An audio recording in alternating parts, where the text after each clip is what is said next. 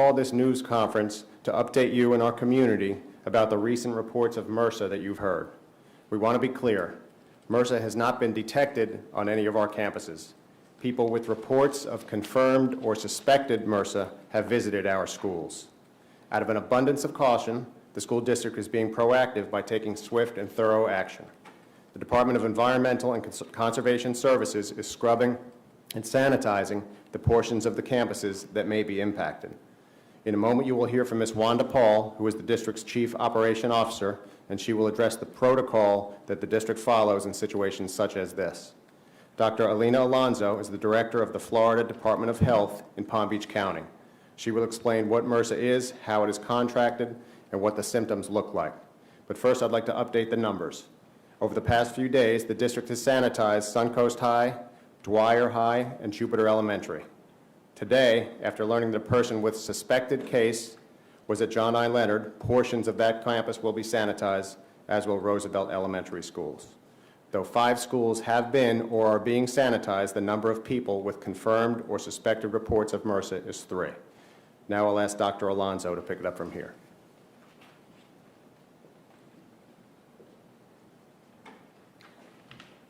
Good afternoon. I'm here in support of the school district. We have been talking closely and talking in terms of what to do. Again, the reason the school is doing this is an abundance of caution. Some of these cases of MRSA are just suspected, and therefore the school is taking extra caution in cleaning these areas. What is MRSA?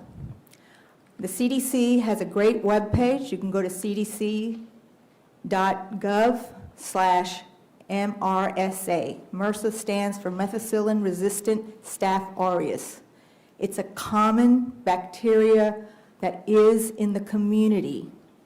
Therefore, it is not reported as a communicable disease to the Department of Health. The only reports of MRSA are those that are resistant to the normal treatment. We have had no such cases in Palm Beach County. So the MRSA that we're talking about might be someone who thought or may think that they have MRSA. They have gone to the doctor. The only way to confirm that you have MRSA is by doing a laboratory test of the wound area. It has to have a swab. It gets tested, sent to the lab, and the lab will tell you if you have confirmed case of MRSA. That bacteria has to be growing in that wound. The way it's transmitted from person to person is if a person with a wound that is oozing, and yes, it's disgusting, but it could be pus or liquid material coming out of the wound, gets in contact with your skin, and then your skin has an opening. That MRSA then has to get into the opening or the cut on your skin. I could have MRSA right now on my hands. That does not mean that I have MRSA. Okay, so I want to make that very clear to folks, that having MRSA on your body does not mean that you have infection of MRSA. In order for that to happen, I have to have a cut, and then the MRSA has to get into that cut or that wound in my skin. So therefore, when a person has MRSA, or the doctor confirms that they have MRSA, what they're told is to wash their hands frequently, cover the wound with gauze or Band-Aid, and keep it covered. That person can return to work, can return to school, and we don't exclude those people from working or from going to school because it is not contagious as long as it's covered. So what is the concern? Why is the school doing this? Again, the school is doing this because they're concerned for your children and they want to make sure that they take every precaution possible to prevent any possible spread of it. So they're doing it in abundance of caution. The other important thing to note about MRSA is how do you know what should you do if you think you have MRSA? If you get a wound, let's say you get a mosquito bite, and you have a tiny little red spot, and all of a sudden that little red spot starts getting bigger, it starts getting red, swollen, it starts oozing, it starts to hurt, and you get a fever, by that time you should be to the doctor. I'd probably go to the doctor 3 steps before that, especially when it starts hurting. That's a sign that it's MRSA and not just a usual cut infected with the regular bacteria that are in the community. So at that time, the doctor would see you, would do, like I said, a swab of that lesion that's oozing and that's red, send it to the laboratory, and the laboratory would tell you whether or not it's MRSA. If it is MRSA, it is easily treated with antibiotics, and you will get better in a few weeks. During that time, the doctor will tell you to keep that wound covered and to use very good hygiene. Now, what should you do? As a mom, what I always tell my kids is if they're in the gym, if they're at school, if they're playing football, if they're wrestling, any sports, first of all, the same thing my grandmother used to tell me, wash your hands all the time, wash your hands. That's the biggest deterrent for any communicable disease. Number 2, do not share personal hygiene products. Don't share a towel, don't share a razor, don't share other things that other people are using. Football games, for example.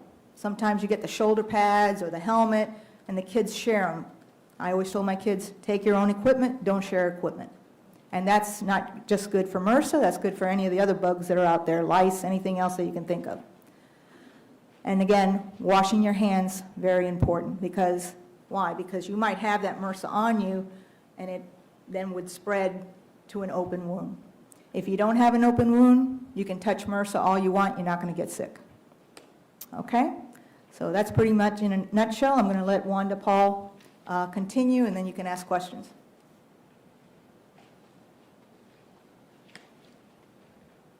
Good afternoon. As previously stated, my name is Wanda Paul. I'm the Chief Operating Officer of the district. We clean our schools every night. We sanitize our schools every night. We follow the CDC and the Florida Department of Health guidelines when we have a situation such as this. So it is not unusual for us to go through these efforts. So the thing that I want to say also is that we have experienced people that have been with the district for many, many years. We have contractors that we utilize to help us do it efficiently and effectively. So again, you know, this is something that we know how to do and we know how to do well. So that is basically what I have to say. I think we will continue to monitor the situation and make sure that we're vigilant in this. Again, this is done, you know, what we're doing, our actions right now is out of abundance of caution. So I thank y'all, and I'll turn it back over to our Chief of Staff, Ed Tierney.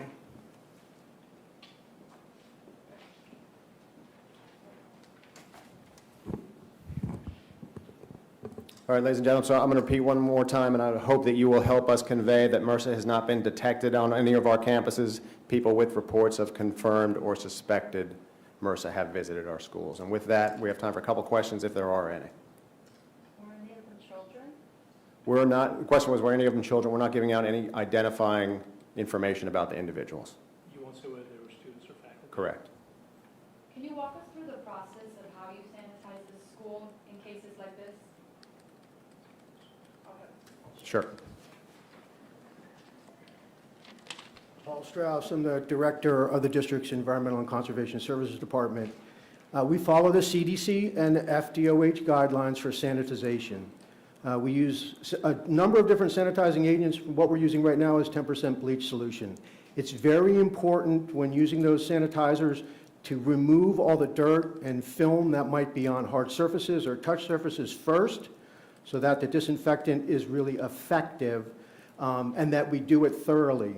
We identify where the individuals were on campus, and then we put extra resources into addressing those specific areas. The two schools that were sanitized today, Roosevelt and John I. Leonard, was the whole school sanitized or just a part of it? No, for all sites involved, only those areas that were identified as possibly, potentially, having any infectious agents were sanitized. It's a very intensive process where we work with our internal health specialists and our facilities folks And we put together a game plan. It involves a lot of working pieces. We've got a lot of experience over the last 5 years, particularly in dealing with infectious agents, so we have a very robust sanitizing program.